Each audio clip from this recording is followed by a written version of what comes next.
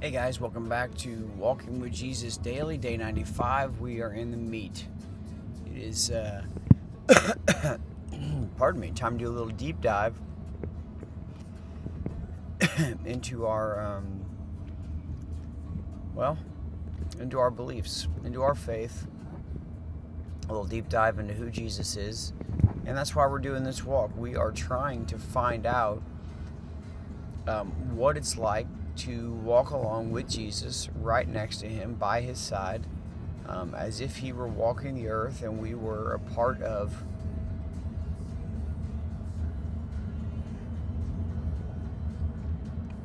all the stories that we're reading. We are finishing up John chapter 3 today, John chapter 3, 31 through 36, and then we're also reading Luke 3, 19 and 20. Now, as we read through John 31 through 36, as I had mentioned before, I don't know if this is a quote of John the Baptist or simply a writing of John. The way that it's written in my ESV is that the quote ends, and the quote ends on verse 30, "He must increase, but I must decrease." That's ESV. When I go into let's see here, let's go to Amplified, let's see what happens there. Amplified does not end the quote at the end of, "but I must decrease," and it continues the quotation in verse 31. So this could be John continuing to teach. And it's interesting to me why it's that way in some, why it's not that way in others. If I go to King James,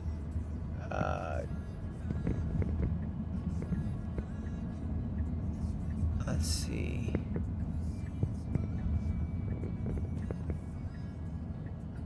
King James has it all part of the same conversation, as if it were John the Baptist speaking. So, point being, regardless if it's John the Baptist speaking or if it's John speaking, the same words are being taught or said at the same time. I don't really know. I haven't really looked into why one would be a better selection or choice than the other.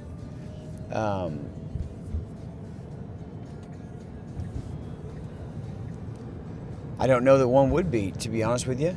I just know that in one section it ends the quote, and in the next section it continues the quote. So, or in one version or another. So you believe whatever you want to believe on that. Is this just John speaking, or is this John the Baptist continuing to teach after he says, "He must increase, but I must decrease"? Either way, when we read these words, they really don't have a different meaning to me. They are the same. It could go either way. He says, "He who comes from above is above all." Now, we can read that and be like, yeah, duh, somebody on top is always on top. But the way John is trying to put this is, if you're coming from a place that is above, in every sense of the word, then you're above in every sense of the word. Because the very next line is having to do with being of the earth, right? He who is of the earth belongs to the earth and speaks in an earthly way. He who comes from heaven is above all. Now, yes, we're speaking of Jesus here. We're speaking of Jesus coming from above all and is above all. And we know this to be true. This is not hard for us to figure out or to believe. We also know that if we're from the earth, that we speak to one another in an earthly way. And that means we teach in an earthly way. That means we live in an earthly way. That means we are of the earth. It's interesting to me that kind of two things are mentioned here all at the same time. One is there is a way that is better. There is a way that is above all. There is one who is from above, who is above all. And then there's an earthly way, the way that we're used to, the way that we know, the way that we've grown accustomed to. And that way is not above. That way is not above all. That way is actually below. We're gifted enough to have the option to choose if we want to be like the one from above, not so that we can be above all, but so that we're not stuck here on earth, so that we're not stuck in an earthly way speaking earthly words to one another and belonging to the earth that will consume and destroy. Heaven, the heavens, is life above all. And it's good for us to recognize that and know that, so that we don't stay stuck in this way. If we do, we're going to teach of the earth, we're going to live of the earth, and we're going to end up a part of the earth. Because those are kind of the options. It says in verse 32, he bears witness to what he has seen and heard. In the same way, you bear witness to what you have seen and heard, if you are a true witness.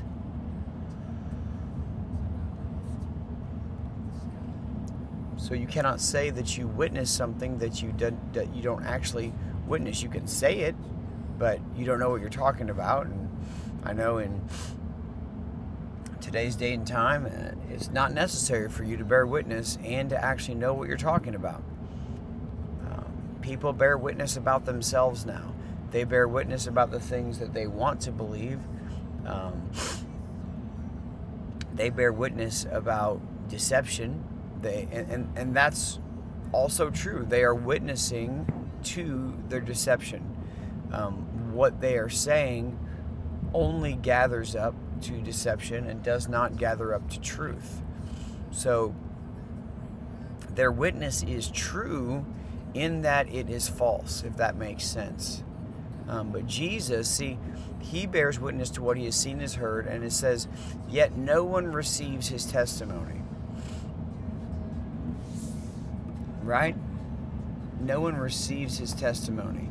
Why is it that people want to fight against the word of Jesus? If he offers life for life, then what is it that has such a grip on us in this life that we just don't want to let go of it? If Jesus is the Son of God, if we can say that, if we can believe that, and yet live a life that is contrary to the teachings of Jesus, but what are our true, real feelings about Jesus being the Son of God? It says this in verse 33, whoever receives his testimony sets his seal to this, that God is true. So receiving the testimony of Jesus, receiving what Jesus says as truth, Jesus said, I am the Son of God. I am the Messiah. I am Emmanuel.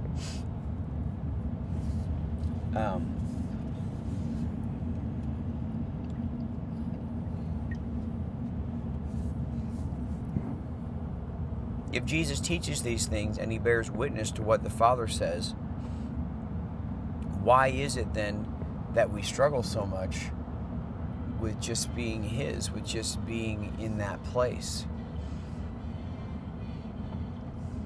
It says in verse 34, for he whom God has sent utters the words of God. In this instance, it's Jesus, right? Jesus is sent by God. Just like we read about all the other people who were sent by God, and look at how their the words of God were received by people. Almost 0% of the time did people receive the words of God with great joy. But that didn't change what the messenger brought. The messenger brought the words of God, and God spoke through them. And most of the time, what we witnessed is that people rejected those words of God. And in this, it says, "For he whom God has sent utters the words of God." Jesus speaks the words of God. And then it says this, "For he gives the Spirit without measure." And I love this. This way of putting something. To give his Spirit. He gives the Spirit without measure. If you were to give something in abundance or without measure, that would be, without like keeping track of how much. You're like, all I can think of, I know I got into the pepperoni pizza and the chocolate chip cookies, but there's these, there's these commercials. Commercials are always hilarious. I don't even know what it was for, probably Geico or something. And he comes out, and they're at this restaurant, and this gentleman comes up to the waiter comes up to the table and asks if he wants Parmesan cheese on it. And he says, "Say when." And the guy is sitting there looking at him, and there's like this Western showdown or whatever it is, and he keeps doing the cheese, and he keeps saying, "Say when, say when," and he just keeps doing the cheese, and the next thing you know, the guy says when, and they pan away from it, and the guy that's doing the cheese, the waiter, is sweating, and the customer is under a mound of cheese that you can't even see as food, and that is giving without measure. Used to go to Fazoli's just to sit inside, eat a slice of pizza, and have endless breadsticks. I would never say when. They would have to tell me when to leave. But that is to give without measure, to keep track. Not to keep track of the goodness that's being given out, but instead, God pours out and gives his Spirit without measure to Jesus, to the one he sent, as Jesus utters the words of God. Jesus tells us multiple times he's not coming of his own will. He's not doing what he wants, and he's not saying what he wants. He is completely filled with the Spirit and following the Spirit of God. It says in verse 35, I believe, "The Father loves the Son and has given all things into his hand." Now, yes, Jesus is God with us. Yes, Jesus is the Word, and the Word was with God, and the Word was God. Yes, Jesus is the Word become flesh. But Jesus was obedient even to the point of death. Jesus went where he was sent, did what he was asked to do, said what he was asked to say, was silent in the moments that he was supposed to be silent, showed compassion and healing, woed the Pharisees, gave great mercy to sinners, and showed the love of God through his entire life, going along with the fact that God wishes none to perish, but to all to come to repentance.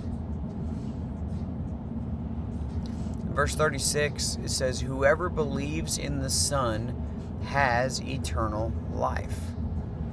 Now, I can just picture all of the conversations that I have had and am going to have, and that I try to tell people over and over again, because I was thinking about it this morning. It's like the choice is yours if you want to believe or not. Nobody's going to make you believe.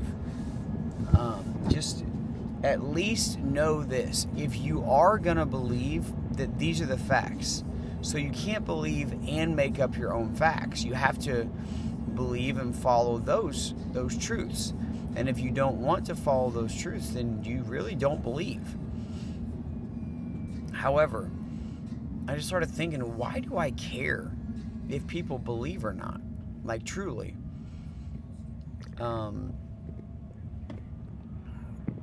It's because I love them. I can't stand to not see them belong to God.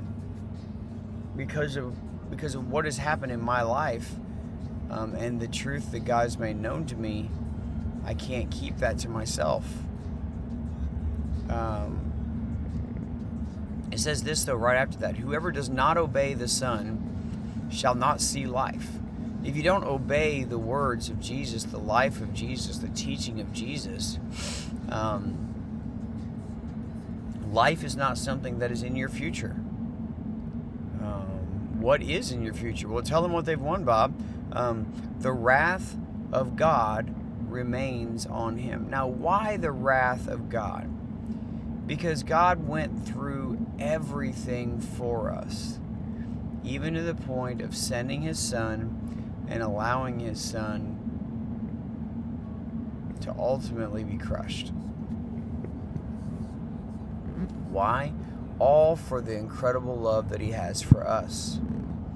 If you're choosing your own way and saying that that is not the truth and that is not the way for you, then the wrath of God awaits you.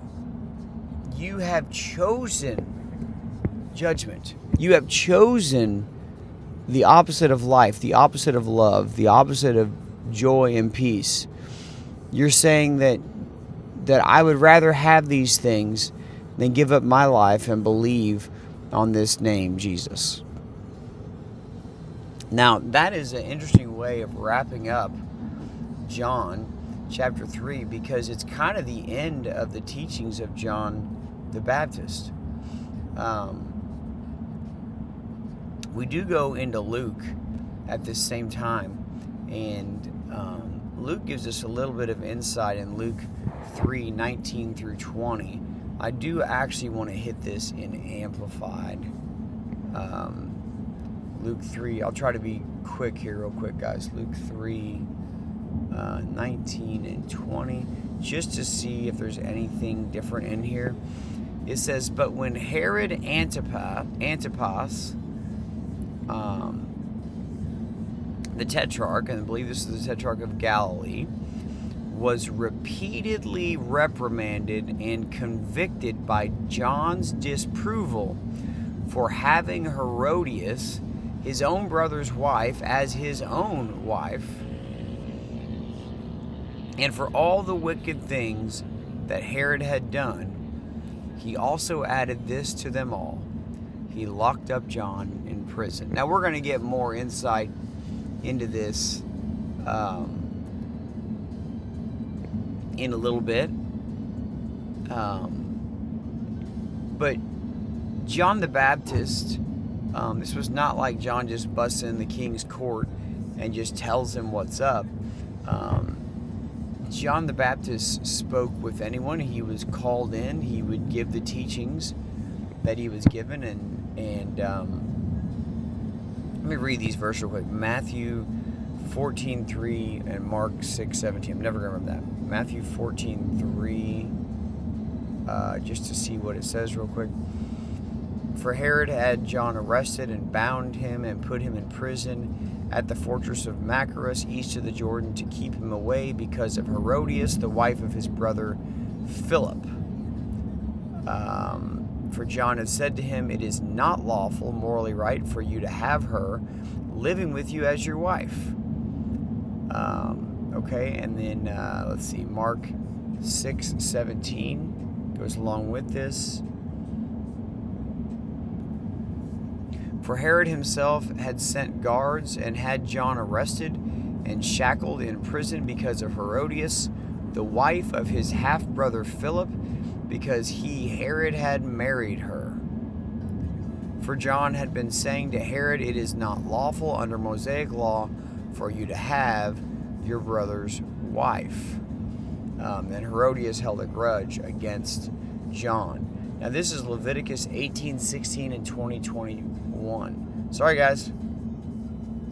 Leviticus 18:16 and 20:21. You shall not uncover the nakedness of your brother's wife. It is your brother's nakedness. And 20:21 says, getting there. If a man takes his brother's wife, it is a hated and unclean thing. He has uncovered his brother's nakedness. They will be childless. So what's the point of that and adding that in? What we're learning here is that at this point in time, when John and Jesus are out baptizing across from one another, it is the end of the ministry, the free ministry of John the Baptist. We can be sure that John never stopped serving God in the capacity that God had him serve, but doesn't it make you wonder a little bit, like, why is it that those who love God the most seem to suffer the most? Why is it that those who seem to be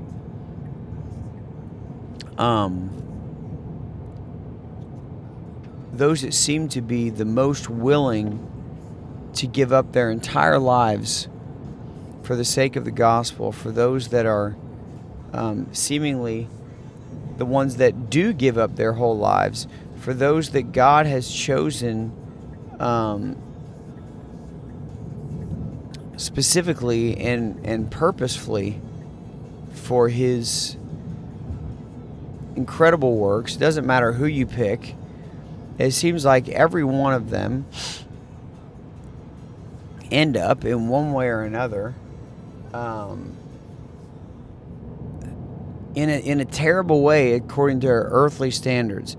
And then why is it that we think that if we're going to follow God, that we're not going to be? Just because we have the stories of these people doesn't mean that there aren't thousands or millions of other stories of other followers of Jesus. There were many, many, many, many, many people martyred, burned at the stake, crucified, fill in the blank, in the name of Jesus. There were many, many, many others out there living lives of purity and holiness that were persecuted in ways that we can't even talk about, that also gave their lives for the sake of the gospel, but just were used in different ways. And because of these people and the sacrifice that they made, we have either the freedoms that we have now or the writings that we have now or whatever it might be. Just because it's not written about doesn't mean it didn't happen. This will get me in a big tangent, so I'm gonna let this be for today. That is the meat of this section. I'll see you guys next time.